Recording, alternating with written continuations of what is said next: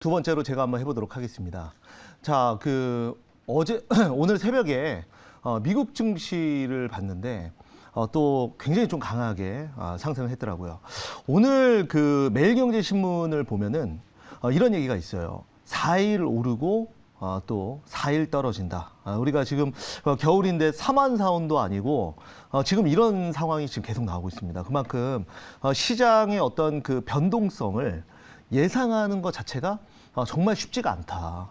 하루 올라서 이제 상승장이다 하면 또 하루 떨어지고, 하루 떨어진 거 보고 또 앞으로 추가 조정을 받겠다 하면 다시 또 올라가고, 이런 시장이, 이런 혼조세, 말 그대로 좀 춘추 전국시대 같은 이런 시장이 국내 증시뿐만 아니라 지금 미국 증시도 똑같이 나오고 있다. 이렇게 말씀을 드릴 수가 있겠고요. 그럼 왜 이런 시장이 나오냐면, 지금 우리가 이제 2차 세계대전 이후로 러시아와 우크라이나, 나라 대 나라가 이게 전면전을 벌이는 이런 상황을 겪어본 적이 없습니다. 그러다 보니까 이 지금 굉장히 고도화된 금융시장 안에서 이런 전쟁이 나다 보니까 한 번도 겪어보지 못했던 상황 속에서 시장이 굉장히 당황하고 있고 방향성을 못 잡고 있다. 이렇게 좀 설명을 드려보도록 하겠습니다. 자, 그래서 어제도 이제 성장주들이 일부 상승을 했는데 거기서 이제 더 많이 상승한 종목들이 바로 리오프닝 관련주들도 굉장히 많이 올랐습니다. 그래서 지금 이제 저도 리오프닝 관련주를 또 들고 있는데요. 자, 이제 보면은 뭐 연우 같은 경우에도 오늘 1.48% 상승 중이고, 그리고 어떻게 보면은 음식물, 식자재 관련주로 보면은 CJ 시푸드도 그렇게 또 말씀을 좀 드릴 수가 있겠는데, CJ 시푸드는 사실 식자재보다는 지금 러시아 제재 관련주로 더 많이 알려져 있다. 이렇게 말씀을 드려보도록 하겠습니다. 자, 그 다음에 지금 이제 전쟁 이슈로 지금 해양 쪽 물동량에 대한 가격이 훨씬 더 높아지고 있습니다. 그래서 지금 포스트 코로나 시대에 경기가 다시 살아남과 동시에 현재 인플레이션이 가속되다 보니까 이 해운 관련주들도 좀 움직이고 있는데요. 지금 대한해운 같은 경우에도 제가 이제 편입을 했던 종목이고 지금 아주 양호한 수익률을 보여주고 있다. 이렇게 말씀드리도록 하겠고요. 그 다음에 원자재 쪽만 놓고 보면은 지금 이제 티플렉스 제가 이 종목도 이제 편입을 했었죠. 그래서 어제 급등이 한번 나왔습니다. 어제 급등 나오면서 장중에 5,440원까지 또 강한 상승을 또 보였고요. 오늘도 추가 상승이 나오는데 티플렉스는 두 가지 모멘텀이 있어요. 원자재 관련 모멘텀, 그리고 원전 수의 모멘텀을 두 개를 다 갖고 있습니다. 그래서 원전 쪽으로는 핵심 부품, 그리고 원자재 쪽으로는 니켈 관련주로 묶여 있기 때문에 지금 상당히 양호한 그런 흐름을 보여주고 있다. 원래 이제 티플렉스 같은 경우에는 유니온과 유니온 머티리얼즈, 그리고 티플렉스가 이제 같이 묶여서 예전에는 중국 미중 무역 전쟁 관련주로 또 움직였던 종목인데, 최근에는 유니온과 유니온 머티리얼즈는 못 움직이고 있고 티플렉스만 새로운 모멘텀을 얻어서 대장주로 움직인다. 이렇게 여러분들이 해석하시면 좋을 것 같고요. 그 다음에 오늘 이제 제가 또 편입해서 오늘 1차, 2차 목표가를 하루 만에 달성한 종목이 있습니다. 바로 하이스틸이라는 종목인데요. 오늘 하이스틸뿐만 아니라 오늘 이제 철강 관련주들이 또 아주 강한 상승세를 보였습니다. 사실 1차 목표가와 2차 목표가가 그렇게 갭 차이가 크게 나지 않아서 2차 목표가를 터치하고 나서도 한참을 더 갔습니다. 오늘 장중에 20% 올랐거든요. 그런데 뭐 개인적으로 좀 아쉬운데 뭐 어쩔 수 없고요. 네, 그래서 하이스틸 같은 경우에는 이제 철강 관련주 중에서 또 지금 실적이 확실히 나오는 종목들 중에서 하나 골랐던 거예요. 그리고 눌려있던 거. 그래서 오늘 또 급등이 나왔다는 거. 그래서 제가 지난번에도 말씀을 드렸지만 현재 우크라이나와 러시아 사태는 지금 많은 연합군과 그다음에 서방에서 우크라이나를 도와주면서 실제로 러시아군의 사기가 떨어지면서 전쟁이 지금은 답보 상태입니다. 그런 상황 속에서 러시아와 우크라이나가 언제라도 정상회담을 통해서 전쟁은 자고 일어나면 끝날 수 있어요. 아니면 더 이어질 수도 있고, 그만큼 이제 불확실한데, 이제 제가 말씀드렸지만 러시아 제재만은 이건 단기로 절대 끝날 수가 없는 내용입니다. 이번에 이제 바이든 대통령의 연설에서도 나와 있지만 바이든 대통령이 그 푸틴에 대한 이제 존칭을 안 쓰기 시작했습니다. 그냥 푸틴.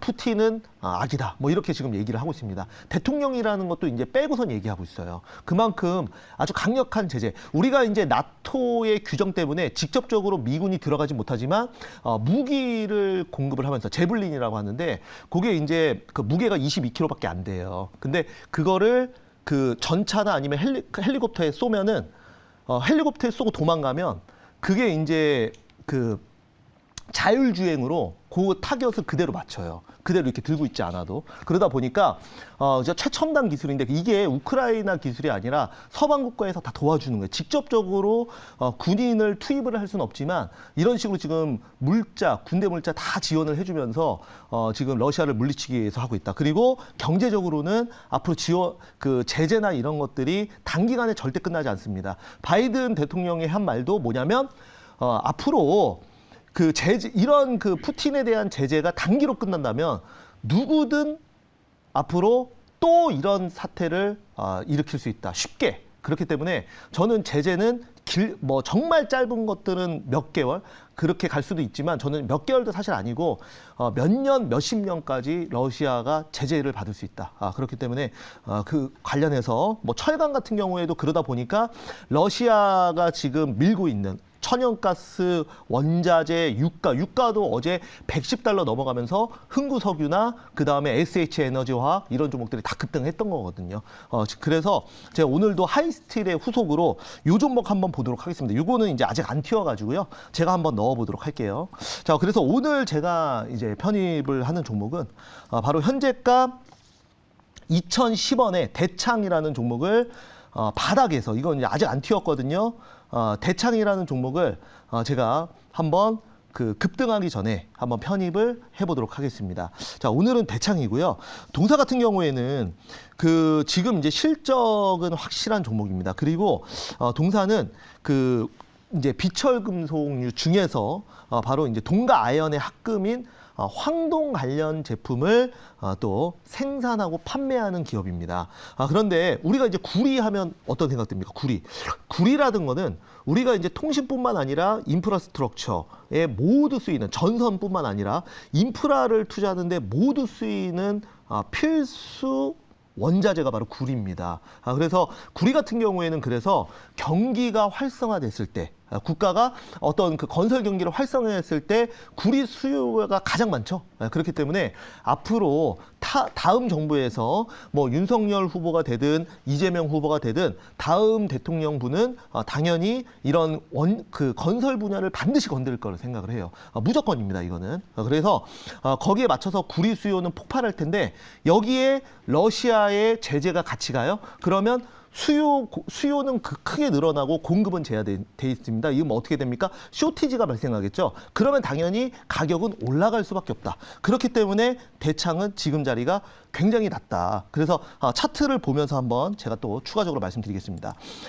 이제 저는 굉장히 좋게 보는데 아직까지 시장에서는 그렇게 좋게 아직은 뭐 쉽게 얘기해서 세력들이 물론 매집하는 과정에서 제가 편입한 걸 수도 있어요. 이제 내일 급등시켜야지 아니면 다음 주에 매집 다 했으니까 급등시켜야지 라고 계획을 잡고 있었는데 제가 먼저 편입한 걸 수도 있는데 정말 다행히도 아직 대창은 급등이 나오지 않았다. 이건 정말 다행이라고 생각해요. 그래서 만약에 급등이 나왔어도 저는 편입을 할 생각이었는데 급등이 안 나온 상황이니까 저점에서 편입을 할 수 있었던 거고 그래서 다행이라고 말씀을 드리는 거고요. 대창 보면은 제가 여러분들 원자재 그 철강 관련주들은 지금 다 튀었단 말이에요. 그런데 이거는 아직 시작도 안 했다. 그러면 뭐 하자가 있냐, 실적이 안 좋냐 이렇게 생각하실 수도 있는데 절대 그렇지 않아요. 대창 같은 경우에는 지금 이번에도 지금 그 영업이익이나 지난해 영업이익이 전년 동기 대비해서 무려 112%나 증가했다. 그래서 실적도 굉장히 좋고 그 다음에 주가 흐름을 보면은 작년에 그러면 작년 실적도 거의 2월 말에 발표를 했을 텐데요. 작년 그 자리와 지금 자리 거의 비슷해요. 네, 보이시죠? 네. 그러니까 작년에 영업이익은 따블이 났는데 주가는 작년과 올해가 똑같다. 그렇기 때문에 대창 지금 아직은 그 본격적으로 올리지 않았고 제가 봤을 때는 세력들 매집하고 있을 때 저도 얹어서 가면 또 어찌됐건 매집은 돼 있으니까 수익을 내기 위해서 급등 한번 시킬 거 아니에요. 그러면 그때 저도 같이 차익하고 나오겠다 이렇게 말씀드리면서 오늘 대창 한번 편입을 해보도록 하겠습니다. 질문 한번 받아볼게요. 네, 제가 질문을 한번 해보도록 하겠습니다. 대창은 이제 2구 산업 대창 이래가지고 뭐 이제 구리 관련주로도 이렇게 비철 금속 관련주로도 많이 움직였던 그런 종목인데 최근에 이제 러시아 우크라이나 사태로 이래가지고 각종 원재료 값이 오르면서 이런 비철 금속 종목들도 조금 많이 움직였습니다. 그러니까 문제는 이제 러시아 우크라이나 전쟁이 지금 어떤 식으로 기결이 될 건지 그걸 예측하기가 상당히 어려운데 그러니까 이제 단기로 끝날 건지 뭐 이참 회담이 뭐 한다고는 하는데 아니면 뭐 계속적으로 정말 우크라이나를 완전 점령할 때까지 계속 전쟁할 건지 여기에 달리는 것 같은데 좀 개인적으로는 어떻게 생각하십니까? 네, 정말 어려운 질문인데요.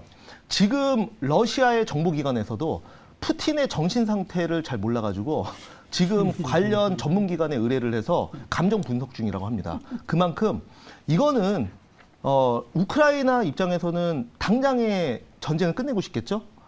그렇기 때문에 우크라이나는 언제든지 러시아가 끝낸다고 하면 끝내는 거예요. 왜냐하면 러시아는 지금 침략당한 상황이기 때문에 그리고 매일매일 민간인이 지금 사망하는 상황이기 때문에 이 비극적인 상황을 빨리 끝내고 싶을 겁니다. 결국은 이 전쟁을 끝내는 거는 푸틴의 의지에 달려 있다라고 말씀을 드리겠는데 지금 보면은 그 어떤 그 폐쇄된 그 조직 환경 안에서 이 푸틴의 결정은 굉장히 약간 이제 나르시시즘에서 나오는 경우가 많다고 생각을 해요. 그러니까 무슨 말이냐면 처음에 러시아가 우크라이나를 쳤을 때 단 몇 시간이면 끝난다고 했어요. 그런데 의외로 러시아가 강하게 뭉쳐서 지금 우크라이나가 강하게 뭉쳐서 러시아군을 방어를 하고 있고 그 다음에 필사적으로 저항을 하고 있다 보니까 어떻게 보면은 푸틴 입장에서는 굉장히 체면을 구긴 거고 그리고 또한 서방 세계의 무기 지원이나 그리고 또 러시아군 같은 경우에 사기가 굉장히 지금 저하되어 있는 상황이거든요.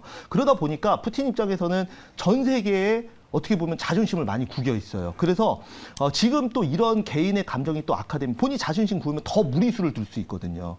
그렇기 때문에 이렇게 되면은 확전과 더 극단적인 상황으로 갈 수도 있다고 생각을 해요. 그런데 절대 그러면 안 되겠죠. 그래서 어느 정도 인정을 하고 막 그 전쟁이 끝날 수도 있지만 사실 이거는 뭐 제가 언제 이렇게 참 예상하기 쉽지 않아요. 근데 저는 이제 전쟁이 내일 끝나냐 아니면 뭐 다음 달에 끝나냐 이거와 관계없이 러시아의 제재는 저는 굉장히 길게 갈 거라고 봐요. 전쟁 끝난다 그래서 러시아 제재 절대 끝나지 않을 거라고 봅니다. 네, 그렇기 때문에 그거 전쟁 여부와 상관없이 길게 장단 여부와 상관없이 지금 관련 원자재 값은 장기적으로 우상향할 수 있다. 이렇게 말씀드리겠습니다. 그래서 대창은 목표가는 1차 목표가 2,200원, 2차 목표가는 3,800원, 그리고 손절가는 1,600원 말씀드리겠습니다.